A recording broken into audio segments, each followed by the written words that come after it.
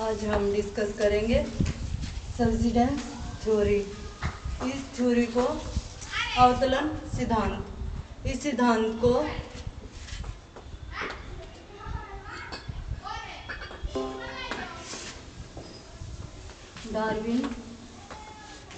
Darwin के द्वारा प्रतिपादित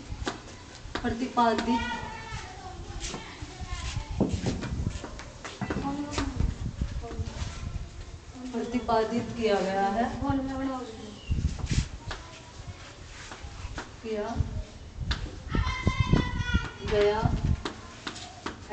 कब किया गया है? 1837 में, और 1842 में इसमें संशोधन किया। किसने किया? डार्विन के द्वारा ही 1842 में इस सिद्धांत में संशोधन किया गया। सबसिडेंस थ्योरी या अवतलन का सिद्धांत क्या कहता है? डार्विन ने बहुत सारे कोरल के ऊपर स्टडी करने के बाद बताया कि किस प्रकार से एक भित्ति का निर्माण होता है। सबसे पहले उन्होंने बताया कि कोरल कहाँ पर जीवित अवस्था में रह सकते हैं। ये बात उन्होंने बताई कि कोरल छिछले सागरों में जीवित रहते हैं और अत्यधिक गंभीरता पर कोरल की भित्ति का मिलना एक क्या होता है, उनके सामने एक समस्या थी।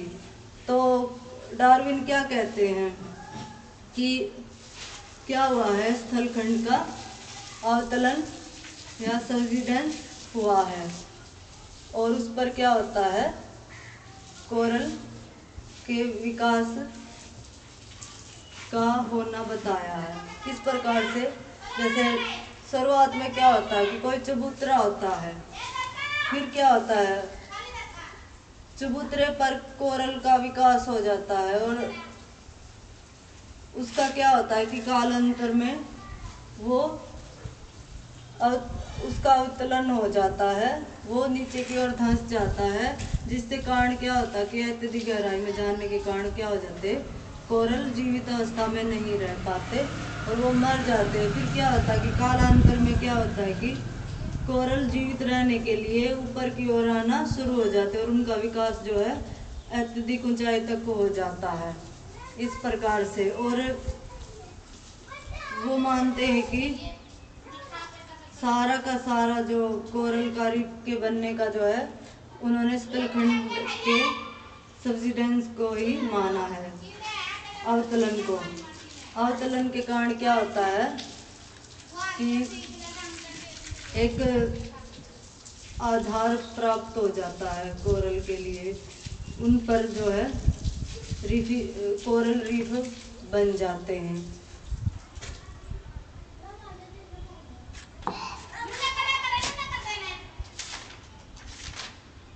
और एक बात तो ये इसके अलावा क्या कहते हैं डार्विन,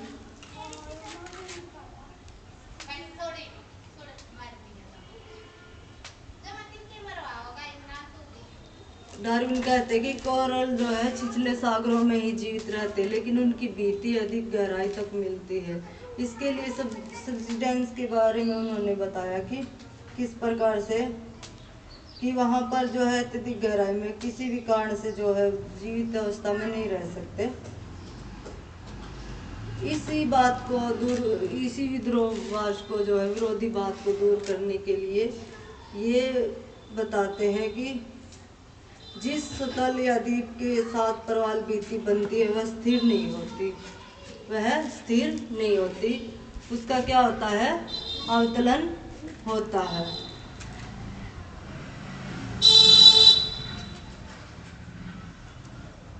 और ये भी कहते हैं कि ये भी बताते हैं कि विकास कैसे होता है, कर्मिक विकास अवस्थाएं किस प्रकार से बनती है। स्टेजेस की बात करें तो जैसे सबसे पहले हमारी बनती है तटीय परवाल भित्ति, जिसको फ्रिंगिंग बोलते हैं। फिर होती है बैरियर या अवरोधक बोलते हैं। फिर अटोल होती है।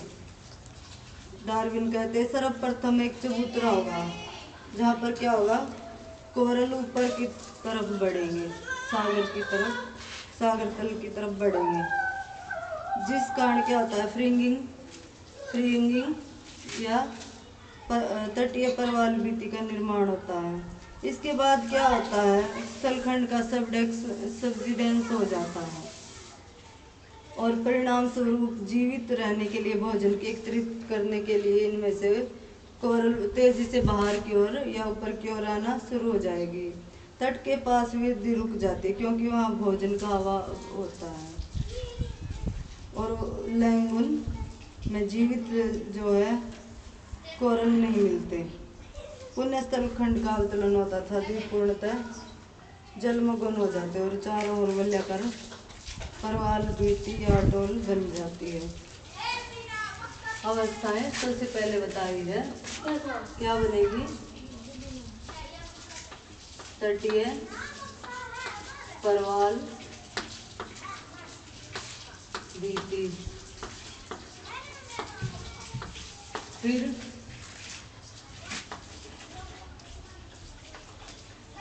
बैरियर,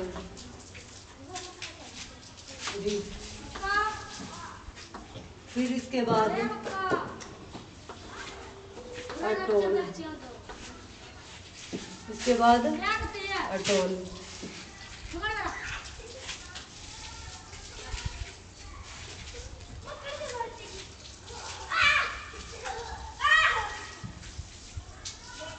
और बार बार अवतरण के बावजूद भी कहीं की जो गहराई नहीं बढ़ती।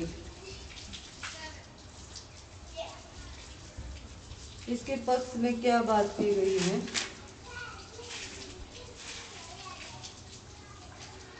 लैंगून का अवसाद से ना भरना या छिछला बना रहना, इसी को सबसिडेंस की ओर इंगित करता है।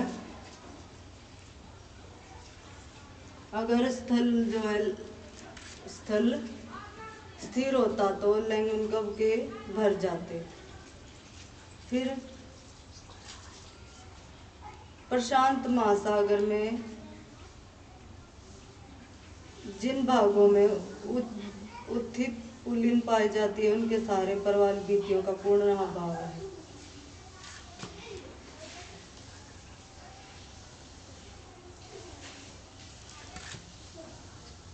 परवाल भित्तियों की मोटाई जो है नीचे की ओर जो है ज्यादा होती है। इससे भी प्रमाणित होता है कि परवाल भित्तियों का निर्माण अवचलित हुआ के कारण हुआ। आलोचना में बात करें तो डार्विन की आलोचना में बात करें तो इसमें आ जाता है कि जैसा कि उन्होंने बताया कि कर्मिक अवस्थाएं होती है, जैसे पहले तटीय, फिर अवरोधक, फिर अटोल बनती है।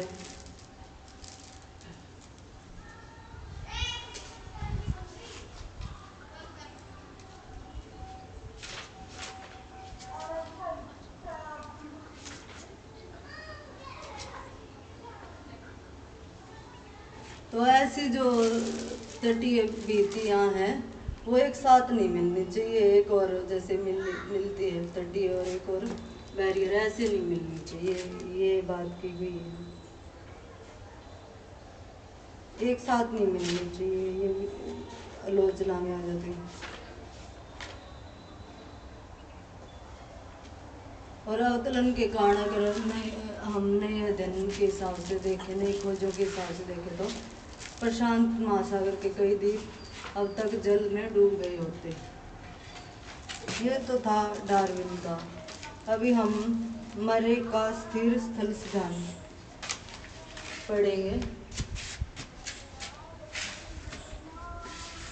कुल मिलाकर क्या है, डार्विन ने सबसिडेंस थ्योरी दी और ये सन आ जाते हैं हमारे लिए।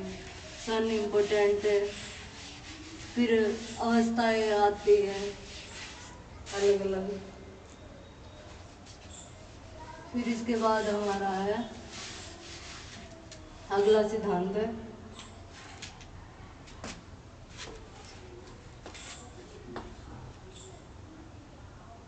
मर्रे का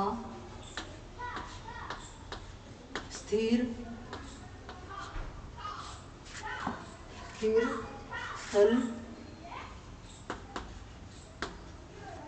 स्थल सिद्धांत। ये सिद्धांत कब दिया है? 1880 में दिया है मर्रे ने। और इसमें जो है मर्रे ने अपने सिद्धांत में बताया है कि 30 पैदम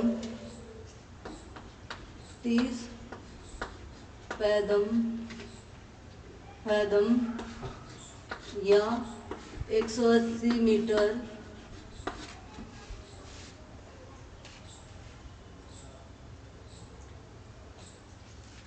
मीटर तक क्या होते हैं, कोरल पनपना सकते हैं।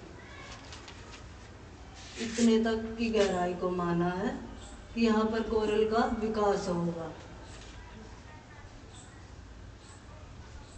और सागर तल स्थिर रहता है। सागर तल के नीचे अनेक चबूतरे, ज्वालामुखी, शिखर, द्वीप आदि होते हैं जिनके ऊपर भित्ति का निर्माण होता है।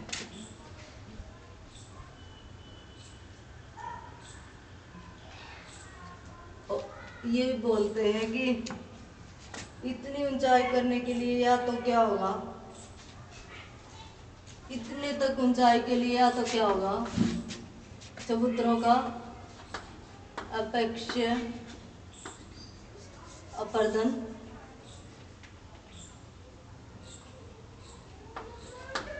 अपर्दन या गुलन क्रिया से नीचे हो जाएंगे या तो अपर्दन या गुलन क्रिया से जो है चबूतरे यहाँ तक आने के लिए, इतने पैदम तक या 180 मीटर तक आने के लिए उनका क्या होगा, अवयन हो जाएगा।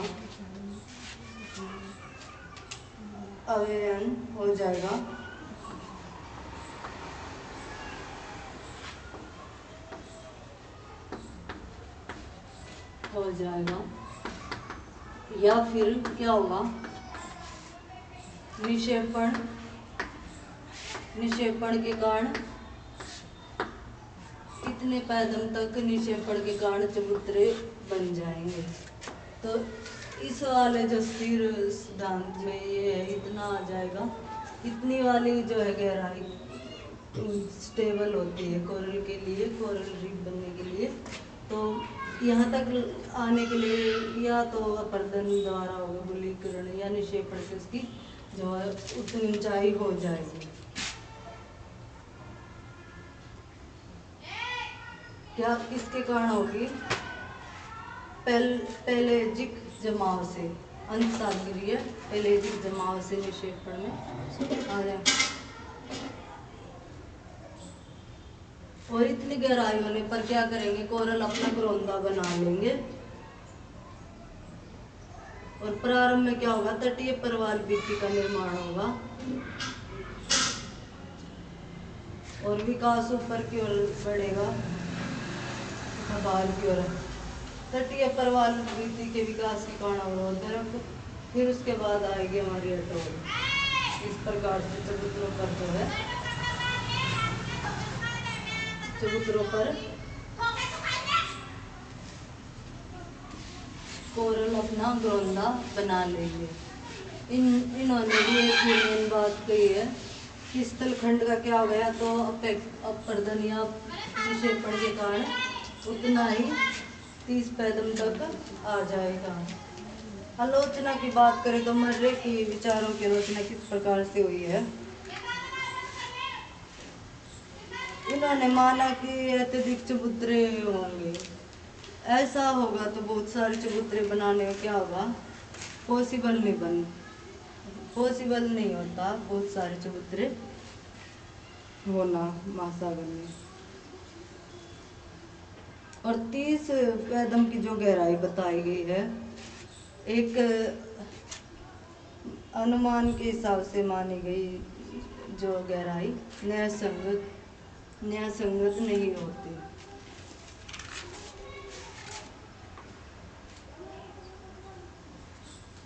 ये सीमा मानी गई है 30 कदम की अपर्दन या निक्षेपण की। यह सीमा भी क्या है, मान्य नहीं है। लैंगून का निर्माण क्या है, स्थल तथा भित्ति के बीच के भाग के घुलने से माना है, भ्रम की बात आ जाती है। अंत जो पैलेजिक जमाव बताए गए वे भी तो भूल सकते हैं।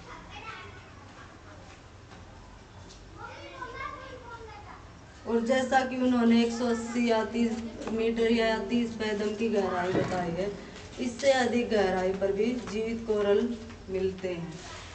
तो इस प्रकार से हम कह सकते हैं मर्री ने जो बात की है उस हिसाब से कुछ कमियां रह जाती हैं। इसके बाद आते हैं हमारे ग्लेशियल कंट्रोल थ्योरी। ये दिया हिमानी नियंत्रण सिद्धांत डेली ने।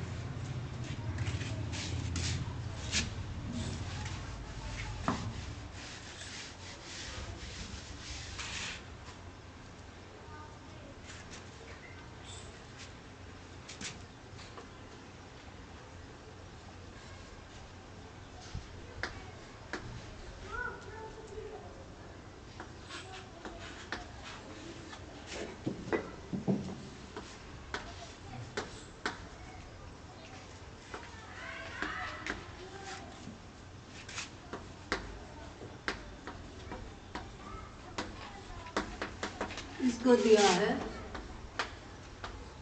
डेली ने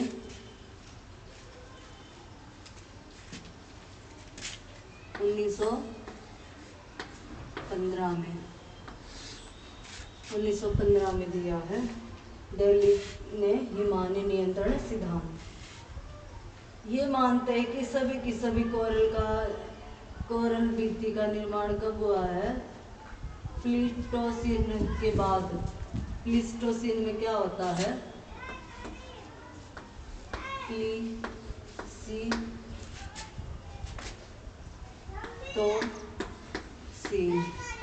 इस युग के बाद माना इन्होंने सारी की सारी भित्ति का निर्माण के बाद। इसके बाद इसमें क्या होता है, इस काल में होता है 33 से 38 कदम की सागर तल में गिरावट आ गई थी। कारण क्या था, बर्फ का जमना, अत्यधिक बर्फ का जमना।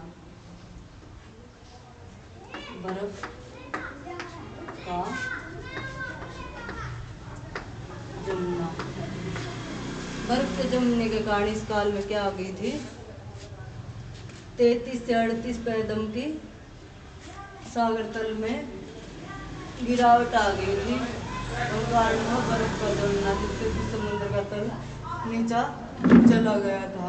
तो ये मानते हैं कि सारा का सारा जो क्या होता है, कोरल की रीफ का बनना इसी के बाद आता है। कालांतर में क्या होता है, जब प्लीस्टोसीन चला जाता है, ये युग चला जाता है, तो इसके बाद क्या होता है, फिर से सागर तल क्या हो जाता है, इस काल के बाद क्या हो जाता है, 33 से 38 कदम की फिर से क्या हो जाती है, जल स्तर बढ़ जाता है।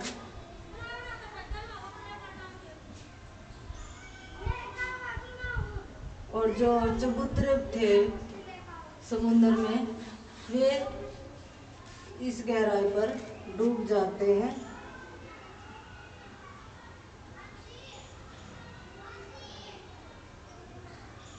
और जो भी कोरल बचे हुए थे उनका विकास उन चबूतरों पर होना शुरू हो जाता है।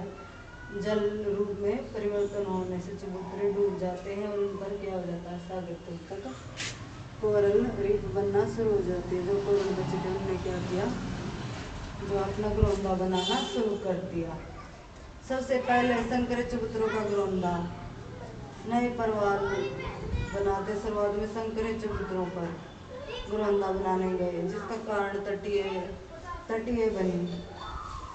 यानी कि क्या होता है कि सबसे पहले जो संकरे तट बने हैं उन पे क्या हुआ है, संकरा घरोंदा बना है शुरुआत के तटों पर। इसका नाम दिया है तटीय प्रवाल भित्ति का निर्माण। फिर चौड़े चबूतरों पर अवरोधक बने हैं, अवरोधक प्रवाल भित्ति। और अटोल का निर्माण हुआ है एकांकी अंत सागरीय पठारों के ऊपर। और प्रवाल भित्ति तथा स्थल के मध्य में लैगून का निर्माण हुआ है। फिर इसकी आलोचना आ जाती है टेरली की, यानी कि सारा का सारा क्या बताया है, कोरल के होने का प्लीस्टोसीन के बाद का समय बताया, जब सागर तल में 38 फैथम की फिर से क्या हो गई थी, वृद्धि हो गई थी। उसी समय प्लीस्टोसीन के बाद ही सारे के सारे जो कोरल रीफ का निर्माण हुआ है। आलोचना में बात करें तो हम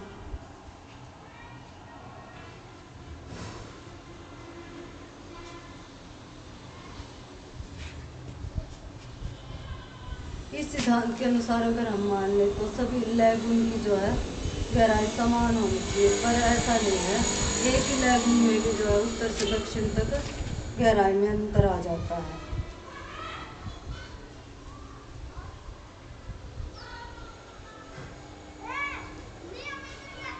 अगर अपरदन से तटीय या द्वीपों का निर्माण हुआ है तो उनके सारे क्लिफ का निर्माण हुआ होगा अपरदन के कारण, तो जिसका जो है परिलक्षण आज भी दिखाई देना चाहिए, पर ऐसा नहीं है।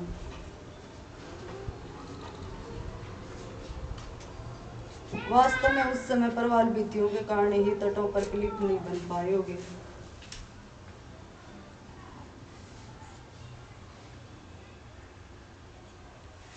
अगर 33 से 38 पैदम तक सभी सागरीय भागों का अपरदन हो तो तट प्रवाल भित्तियों के बीच द्वीप नहीं मिलने चाहिए।